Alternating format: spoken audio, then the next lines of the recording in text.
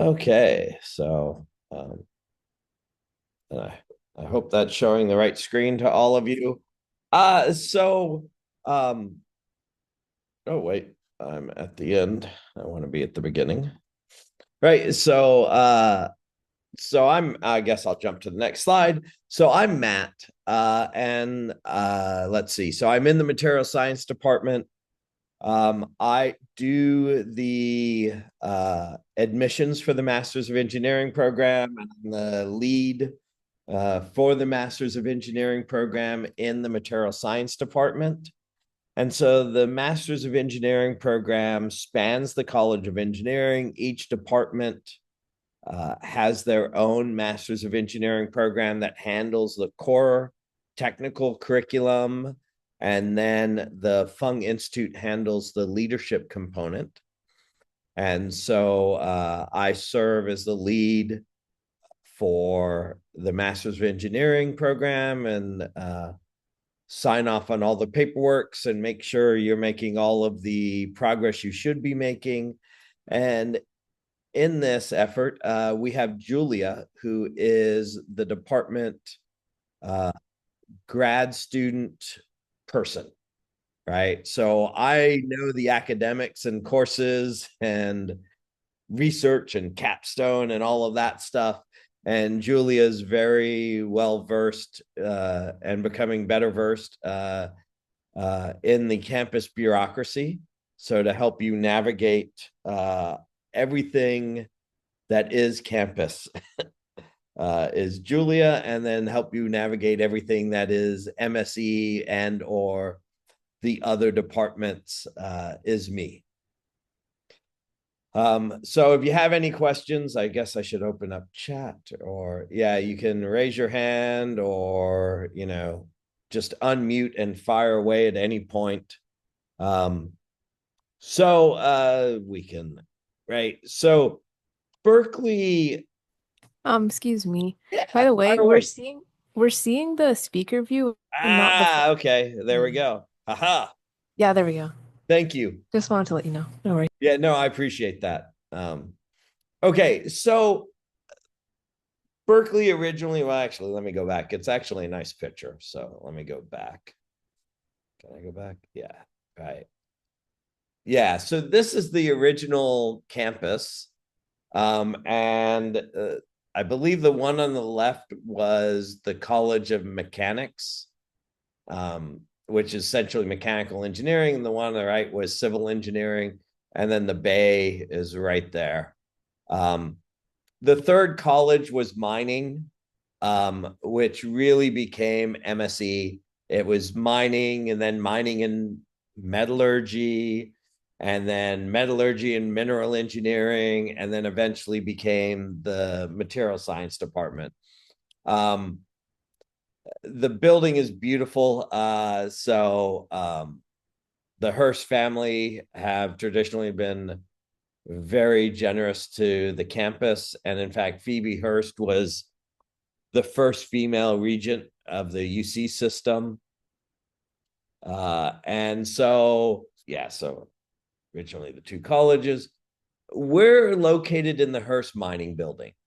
And John Galen Howard was a architect who really built lots of the early campus, and that's beautiful building. So this is the Hearst Mining Building in 1909, named after George Hearst, who was a miner, made his money through mining in Nevada, and in fact hit the Comstock lode, which was, I don't know if it still is, but at the time, or at least until relatively recently, it was the most productive silver mine in the world.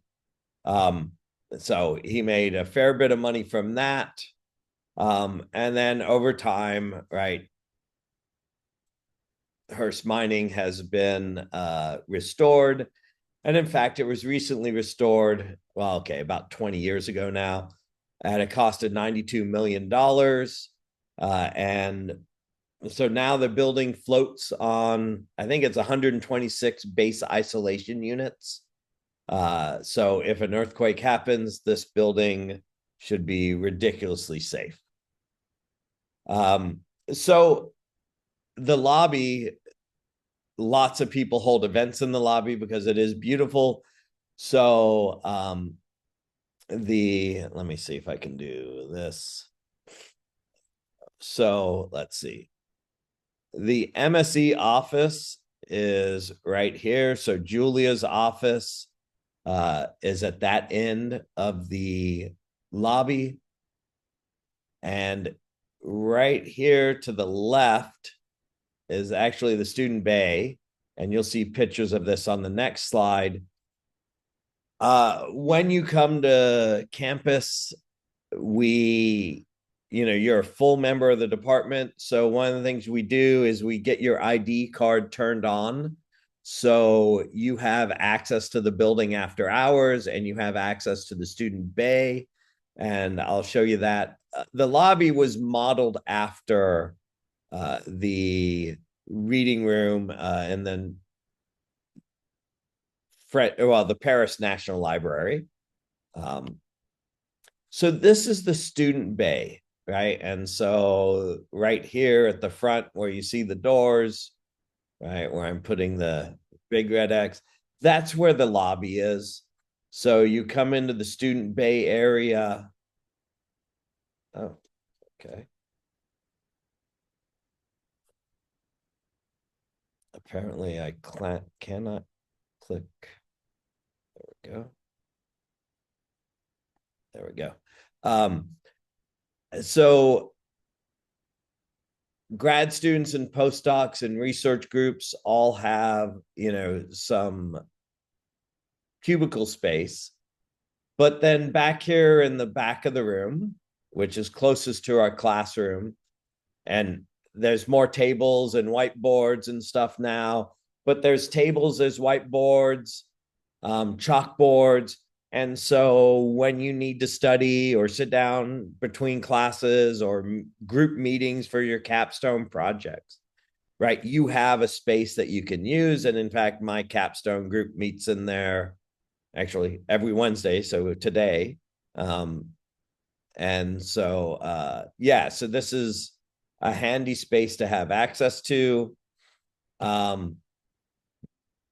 Right. So founded in 1868, we have about 45,000 students at the university. The majority of that is undergrads. I point that out because coming up in a short slide, you'll see the size of the department. And so the materials department is, in some sense, very different from the rest of the university. Right, we have 48 doctoral programs ranked in the top 10, 8 current Nobel Prize winners, a whole slew of prize winners. We are one of the better funded research institutions around. So if you are interested in research, you can get research positions, and I'm happy to talk about that.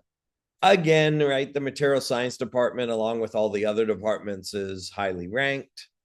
The thing that makes us different, though, is we actually are a pretty small department. So the university has, 45,000 students roughly, and we as a department are about 300. And traditionally, the MEng, we keep fairly small to 20 to 30 a year. So we admit such that we think we'll get a class in that range, right? We don't try and run a program of 100 students.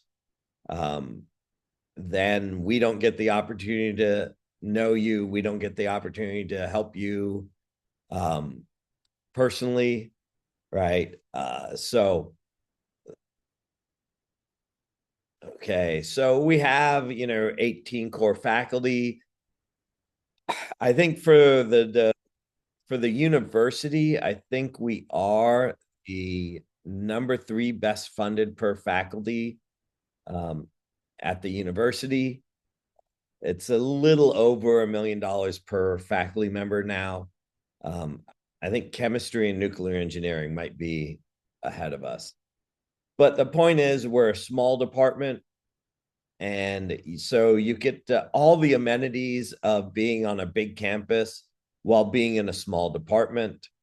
Um, just the lower picture here is a picture of Lawrence Berkeley National Laboratory. And so you may get access to that and be doing stuff up at LBL, depending on your capstone and or research interest. So there's lots of facilities on campus, right? So I am a computational person, so my capstone students right now, right, are using supercomputing resources to do their capstone. We've had students that have worked and used transmission electron microscopes. And those are all up at Lawrence Berkeley Labs. So our faculty members in MSE, about 80%, 90% of our faculty, I haven't done a head count lately, have appointments at Lawrence Berkeley Lab. And actually, the guy in the blue shirt here, Andy Miner, is the director for the National Center for Electron Microscopy. On campus, you might get in a capstone if you're interested that makes use of the Marvell Nano Lab, right, where semiconductor processing and these types of things are done. So we have facilities that are available to you to either do your capstone with and or perform research for faculty if you're interested. So curriculum, right? So I'll come back to this, but so I made a one-pager. If you decide to come, we'll send you out the one pager and the information. The idea is it should guide you. Okay, it's 2 pages, 1 page if you consider front and back, but it will guide you through the program, right? So, well, actually, let me do this, right? So we have essentially what we've done is you have 2 MSE courses in the fall and 2 in the spring, right? I will go into all of this in some gory detail, right? Then you have the other courses, right? Capstone course, which again, I will go into some gory detail about selecting capstone course or capstone projects and whatnot. But nominally, MSE 200 is required. Then 200 whatever, right? Whatever class it happens to be. 260 is services. 215, when I get to teach it, is computational material science, right? So you have to take on average, if the courses are 3 units, you need 12 units of engineering, MSE content. And so what I did 2 years ago, so many of the students that preceded you would come and ask to take something in another engineering department. It might have been mechanical engineering, it might have been chemical engineering or bioengineering. As I'm sure you're all aware, material science overlaps with all the other engineering disciplines. And I was having to write 1-page, memos about why I thought this was a good idea for this specific student.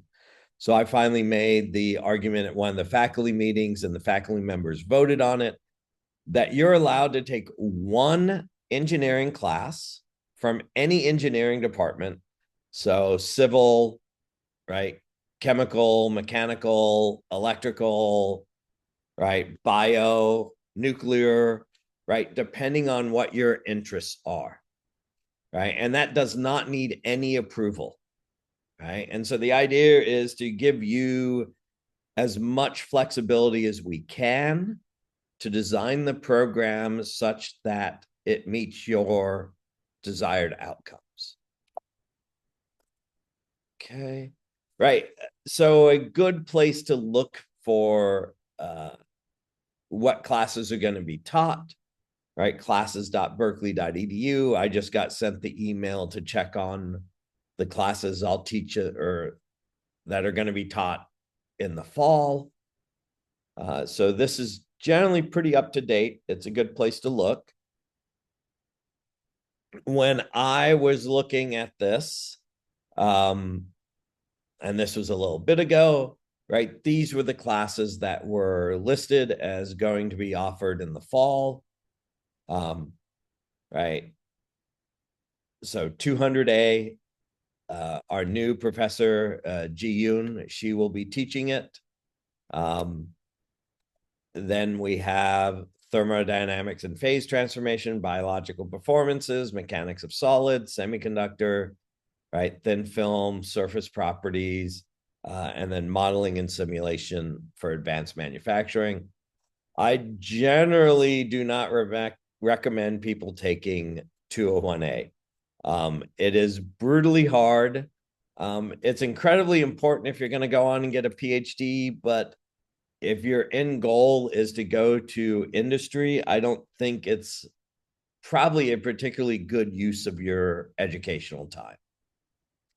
And then spring, what we have right now, at least what I saw, 201A or 201B and 202.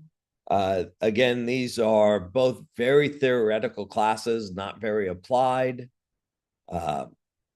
But then we have materials characterization, deformation and fracture mechanics, optical materials. I think 216 is Tink's class. So macromolecular science, and then electron microscopy 241. I think that will be taught by Jaime, and she's adjunct, but she is a staff scientist at Lawrence Berkeley Lab who makes her living off the electron microscopes up there. And then we have electronic materials characterization and polymer and surfaces and interfaces. So there is a fair selection. If you want to do TEM and you're interested in 241, right, we need to get you signed up early, because we have the TEM in the basement of the building, but right, you can't run a class of 50 people on the TEM and do the lab time, right? It really is a lab course. But if you're interested in it, we've gotten MEng students enrolled in it before, so I don't see a reason not to get you enrolled in it again. Then you would go to classes.berkeley.edu and you could look at, mechanical engineering or bioengineering and look for grad classes that fit what you would like to do, right? And you could supplement these courses in MSE with one from outside of MSE. Right, and so this is, right, courses from other department, right? It is only one course. I had students come up and ask me, oh, well, I want to take this one. I was like, you're free to take it, but it can't count as your core course. And it must be taken for a letter grade, right? So any of the 12 technical units must be for a letter grade. So MSE 200A, right? So I send out the readers for the course that have traditionally been used. Professor Morris wrote a book for the class, never got it published, just shares it with a PDF. There's a 20-question multiple choice short answer exam that is largely based on MSE 200A. And so you take MSE 200A, you will be well prepared for the comprehensive exam. That is one of the requirements to graduate. Now, MSE 200A is an introductory class to material science. So we get a number of students from, say, chemistry, physics, chemical engineering, biology, heck, even mechanical engineering and other engineering disciplines that didn't have a lot of material science as an undergrad. And so we require 200A, but you can opt out of it. So if your undergraduate degree is in material science, right, you end up sending me an email, right? I'll compile a list, and then I will talk to the committee member, the chair of the committee, and just run through the list and get the department academic affairs committee, who handles graduate student affairs, approval to have you waive 200A. If you do not have an undergraduate degree in MSE or an incredibly closely related field where I can look at the transcript and clearly see you took what would be relevant for the exam, right? I'm going to require you to take it. Take 200A, that is. The exam is given Friday of our week, so reading week before finals. A score of 60%, right, is passing. And so we have never had somebody fail out from failing the exam twice. We've had people fail it once, but they come back and nail it the second time. So capstones, right? You'll be emailed a list of capstones.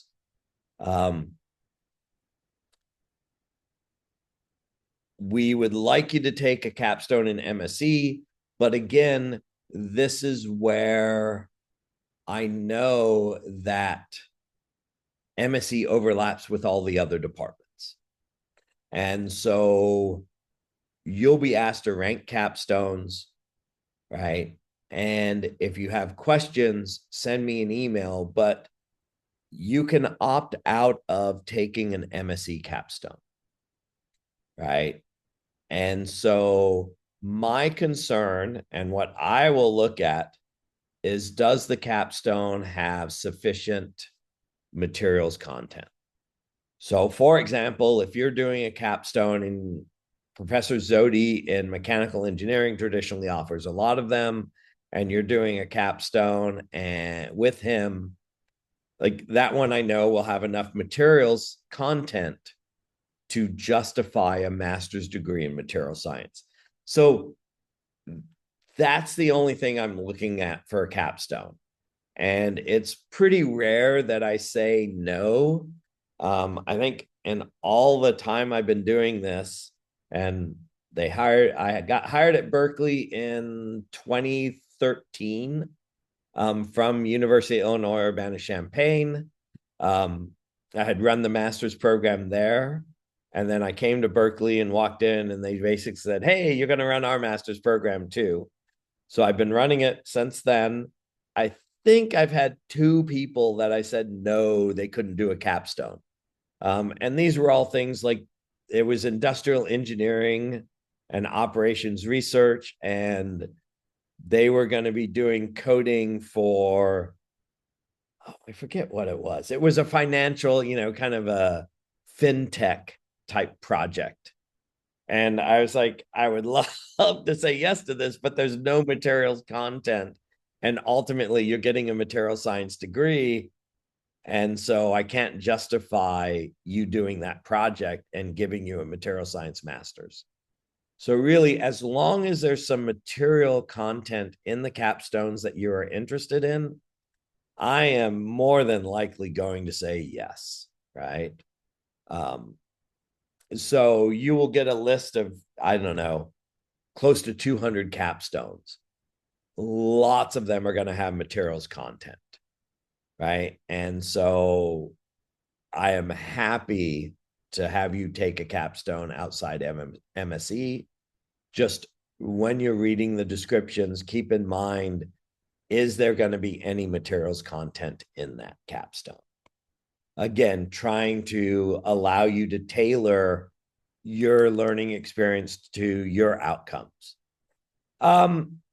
So I will take credit for this one, Tech Plus certificate. So the old leader of the Fung Institute, director of the MEng program for the college, and I used to go round and round because they didn't like, they kept saying the program was so hard that students shouldn't be allowed to be TAs or readers or do research. I kept saying, well, we've got very good students that are doing research and doing just fine in the MEng program. So we went round and round and round for about a year and a half. And then he had his team and he pulled all the numbers. And they quickly realized that something like 60% of the students were taking, actually, I think it was close to 70% of the students were taking an extra technical course. And then something like 40% were taking 2 extra technical courses. So what Lee and I did was we came up with this idea of the Tech Plus certificate to acknowledge if you take 2 additional technical courses, right, to complement what you were supposed to do already, you should be acknowledged for that additional effort. And so I wrote up 2 of them, 1 and 2 here, right? Certificate 1 and 2, materials for biological and medical applications, which is largely would require you to take, a couple courses in bioengineering, and the structural materials for nuclear applications. Right. And there, if you look at the website, you'll see a bunch of classes listed. If you have any questions, I'm happy to answer that. But, you might want to look into intellectual property and entrepreneurship. And that's really Lee's. And he offers classes that are in that space. Right. So you could, look at any of these classes and the course lists. And if there's something that interests you, right, you could take a couple classes out of those individual course listed and get a certificate acknowledging that you've done this extra work. Right. Those are mine. Great. So welcome to Berkeley, hopefully. And thanks. And if there are any questions, please unmute and holler at me. Or I will figure out how to open up the chat. Let's see. Oh, there's a chat. Oh, yeah, sorry. Yeah. I already took care of that one.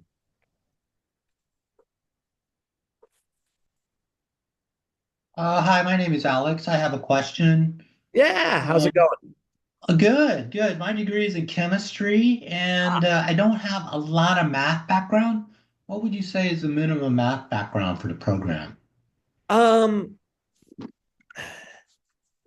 Generally, well, so maybe up and through differential equations, but I'm trying to think if you've had the chemistry, you'll so a class you might be, electronic properties. If I think about that, that really comes down to band structures and HOMO and LUMO states and these types of things. And so with a chemistry background, and I think you did your work with Summerjai, right? Yes.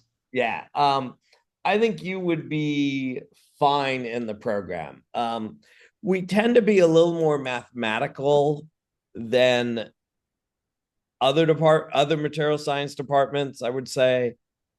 But that's also the classes I pointed out. Like 201A tends to be very mathematical. 202 is very mathematical, in the sense that, yeah, well, it's just a lot of math, a lot of derivatives and integrals and group theory type stuff. 201B is lots of stat mech. The other classes are fundamentally, if you understand the basics of calculus, you're fine. Okay. Great. Thank you. Yeah. Hi, Matthew. Suraj here. Yeah, thanks for the presentation. So, on following up on the Alexander's question on coursework, I'm curious to know, other than the electron microscopy course, are most of the other courses more on the theoretical, computational mix of things, or is there some experimental component to it? Or yeah, I'm just curious on that. Yeah. Yeah, so there are most of the courses I'm trying to think. Let's go back, right? Most of the grad courses. So if I go back here. So this is let's see. So 243, while it's not a lab course, I believe Zach, Professor Albelushi, will take you and you'll see how the characterization is done. So it's a little more lecture based, but you actually get to go see the lab and see stuff. 242 is another characterization class that I'm not sure. Maybe Joel is teaching that next year. That one, you end up going up to Lawrence Berkeley Lab and going to the light source, and going to different labs and seeing very advanced characterization techniques. And you tend not to perform the experiments because just getting time on equipment is tough. But you'll hear the theory, go see the equipment, go see it run, and then you get real data from runs that you would work with.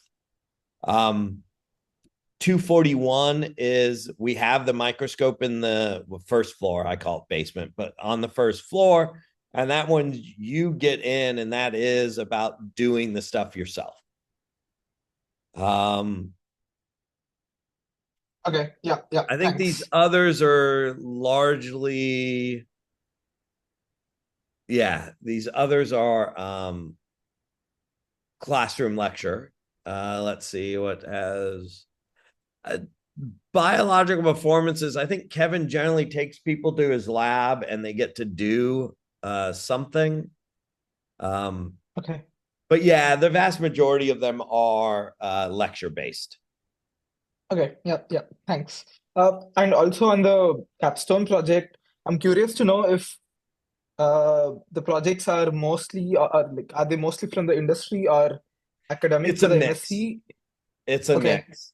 Yeah, so we get some industry sponsored, we get some faculty sponsored. So like this example was industry, and I'm hoping to start this up again. This is with Eris Composites. We haven't run it the last couple of years because the president, vice president, and everybody have been so busy because they've been opening up a manufacturing facility in Taiwan. So they have a facility here in Berkeley, and I've partnered with them in the past, so I'll ping them again. They said they'd want to do it. They've hired 2 or 3 of the MEng students that have worked for them. So they would like to do it because they see this as a pipeline to high quality talent. But they were yeah, just stretched so thin they couldn't do it the last couple years. So we'll see. I'm also working on potentially a capstone with Intel. Right. So it's a okay, mix. yeah, thanks. And also on the GSR or doing a research work along with how Yeah. No, so was people do happening that. for the last, yeah, I think it's the minority of students that in the MEng program that do research. But 20-25% want to do it. I've had students work for me, and actually one of my PhD students started out working for me as an MEng doing research. And we've had 3 or 4 MEng students that have stayed here for their PhDs. So yeah, you can absolutely get a research position. And actually, this semester, I'm teaching the intro to material science, right, at the undergrad level. And one of my TAs, teaching assistants for the class, is an MEng student. okay, yeah, thanks for the Yeah. information.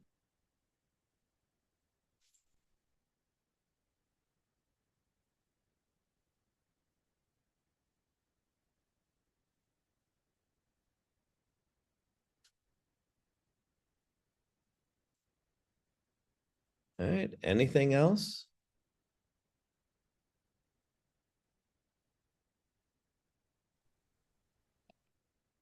Oh, somebody just unmuted. Fire away. Hi, Well, hi, Professor. Could you mention something about the leadership classes? For example, the communication classes E295. Is it necessary for us MSE student as well? Yeah. So the program really is, and I see the comment in chat, so I'll get to that, Annika. Sorry. So the program really has two aspects, right? One is the technical aspect, and that's really what the department is in charge of. One is the leadership, that includes, like you were pointing out, the communications class. And that's run by Fung, and that's really designed to give you kind of a mini MBA, right? So there'll be a whole list of classes you can select from. Now, the communications class is really geared towards making presentations and writing your capstone report, right? So there will be regular projects due that are related to your capstone, right? And so, yeah, they are required of all MEng students in the program. I think most students, at least from MSE, have found them not too taxing, which is why they take extra courses or find research or what have you. But yeah, it's fundamentally built into the program. Okay, thank you, Professor. Yeah. Yeah. Specific interest question. Are there aerospace related? Right. Yes, there are. Actually, this is a very timely question. So if you're not reading, are there aerospace related capstone projects? Yes. So we have, as of, actually, I think this is the second. No, this is Williams. So this is the students that are in the new aerospace program are third year. We are in the process of hiring 2 new faculty members for aerospace engineering. And it looks like one of them will be housed in material science. And I will certainly be recruiting Scotty, if we hire him, to do capstone projects next year. And so, yeah, I know last year there were 4 or 5 aerospace engineering capstones. And I only expect that to grow as we hire, if we get 2 new faculty in for next fall, right, my guess is they would be offering a capstone. So yeah, there have been, in the past 2 years, there have been aerospace related capstones that go along with our brand new aerospace program. And yes, I would be stunned if there were not aerospace related capstones next year.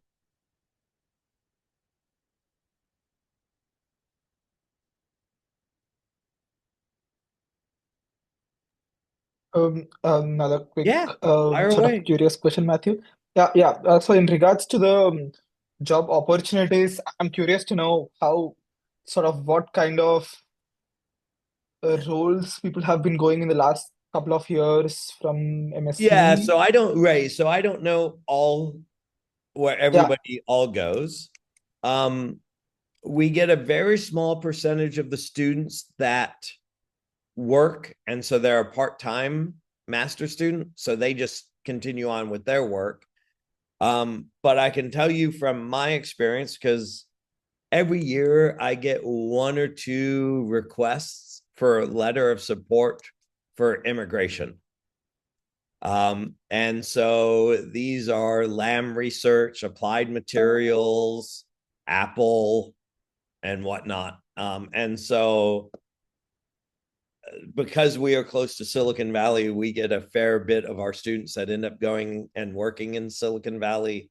And I, as the head of the master's program, write letters for all of them when the company sponsors them for their green cards and whatnot, to state that yes, they were master students I was the director of the program. These are the courses they took. These are the skills they developed, and that type of stuff. Like I said, I know we've had students that have gone and got jobs with Eris Composites.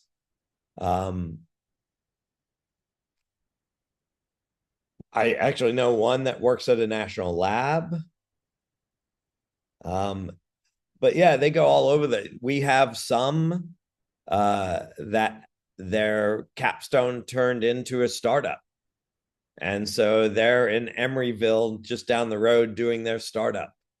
Others that turned it into a startup, they thought it would be easier to go back to China to do the startup. So they're in Shanghai doing their startup there with the professor here, who he happens to be Chinese also. So, right. So I think the students go all over the place, but lots of them stay here and find jobs in the Valley. Okay, yeah, thanks. Oh, no. Right. So MSE back capstone project, they're popular. So like, I will give you an example. Peter Hoseman and I, so Peter's a 0% professor in the department, and he is a professor in nuclear engineering. He and I would offer 4 or 5 capstones every year before I became CEO of the Berkeley Research Center in Singapore. And our capstones, they were material based. And so the Fung Institute ended up limiting the number of students we could take in our capstones because we were getting so many students that other faculty and other projects weren't getting students. And so they're like, that's not good. You guys can't take this many. So no, I would say the material-based capstones are of interest. They were, at least the ones Peter and I offered, were incredibly popular. The bigger problem and why we came up with allowing you to take stuff outside MSE was so this is one of the problems with MSE. We're a small department, right? So we don't have, say, 40 faculty member where if 10 offered capstones, we would cover everything, right? So we have lots of faculty that are only 50% in the department and they have leadership elsewhere. So like Lawrence Berkeley Lab, we have the National Center for Electron Microscopy, we have the Executive Associate Dean, so we have the Associate Dean for Students, right? So it turns out we're a small department where lots of people have leadership roles. So fewer of our faculty on average offer capstones. And so we're concerned that we don't offer a wide enough variety of capstone for you, the student. And so that's why we're like, yes, MSE overlaps with everybody as long as there's material content in a capstone and it's relevant to what you want to do, then we will be supportive of you taking it. Thank you, Professor. Yeah. Thank you. Thanks for reassuring. Thanks. Yeah. Not a problem. No, it was, yeah. So Peter and I did real metallography, metals, 3D printing, additive manufacturing stuff, and they were always overprescribed. Let's see. So how do we seek opportunities such as lab research? So lab research, teaching. Okay, so let's see. Is it common to pursue these? Yes. So it is common to pursue those. Okay, so if I don't remember to answer the work-life balance question, point it out to me again. Right? So you are taking classes. You are doing a capstone. But as I said, right, something like 65-66% of the students take additional classes. So I think you can manage work-life balance. It depends on what you are interested in doing, right? So Okay, so I can give you an example. I can give you two examples, actually. Mark, who is my PhD student, he came from a chemistry and physics undergrad. So he took the MSE MEng program to try and transition in his chemistry and physics into a more applied field. And the obvious approach was MSE, right? Because there's lots of overlap with physics and chemistry from MSE. And then he came and literally knocked on my door and was like, hey, you're doing all this cool stuff in Catalyst. Can we talk about this? And can I join? I was like, oh, yeah, sure. We've got like 3 programs I can put you on. And so my postdoc and I decided which one was going to be the most fruitful. And so we took Mark on as a student. And so he was getting his MEng, doing the capstone, and doing research with me. And he did that because, well, he did that for a couple of reasons. One, he wanted to see what he learned in undergrad in a more applied environment. But 2, he was really thinking about getting his PhD, and he didn't want to do it in physics or chemistry. He wanted more applied and like the materials aspect of it. And so, I wrote a letter for him and then accepted him into my group for his PhD. Rupon came and immediately went and knocked on Andy Miner's door and said, look, I've done some TEM work as an undergrad. I really enjoyed it. You're doing all this stuff on development of TEM and mechanical properties and whatnot. I would love to work for you on one of these projects. And Andy's like, oh, well, yeah, we've got it. I've got space for for a student. And so took him on, and then Rupon did a great job. And so Andy's like, hey, you want to stick around for your PhD? And so how they both got research was they went and knocked on a door, right? And they did that very early on. You can't wait till like the 3rd month of the fall semester, right? When you get here, email, but I will tell you, I get 200 to 250 emails a day, right? And responding to somebody that wants a research appointment with me, it probably shouldn't be, but it's a fairly low priority. And so I would go knock on doors, right? Look at people's websites, and see what you're interested in, and then go see them. TA, right? Being a teaching assistant, there you will get an email. Now, I'm not sure because we'll be selecting for the fall semester, I think next month, we'll probably get the email. So I'm not sure if you'll be in the system yet or not to receive the email about the fall. But in the spring, you will get an email about openings as TA and readers. And then you can just go through, you log into the website, and then you can just, I want E45 or MSE 45, 103, and you can just go through and sign up for wanting to TA anything you're interested in TAing.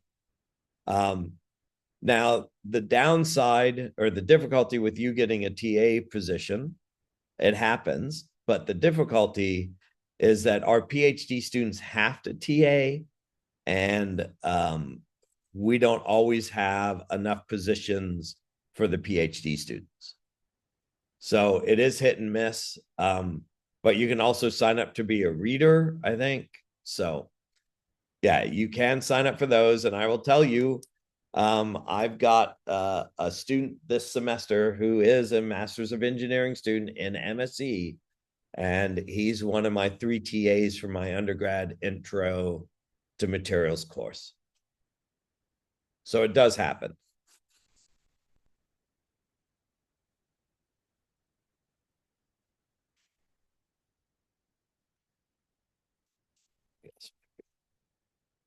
Okay.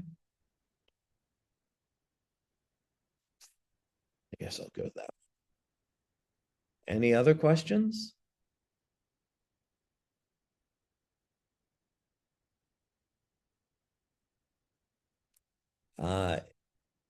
If not, feel free to log out.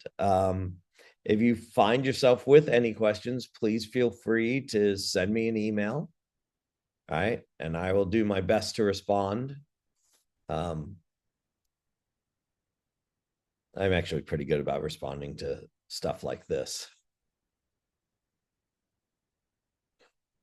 And I hope you all have a great day or evening, depending on where you are. Yeah, thanks, Matthew, for the Thank session. you. Yeah. Oh, my email. Yeah, I can drop that in the chat.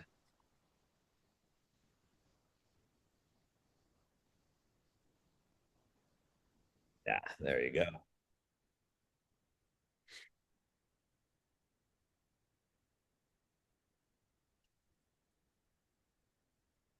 All right, so I'm going to go ahead and log off then.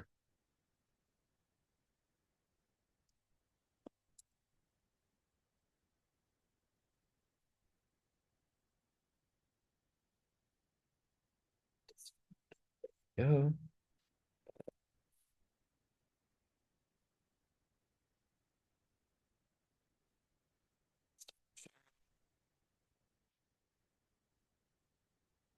All right. Goodbye, everyone.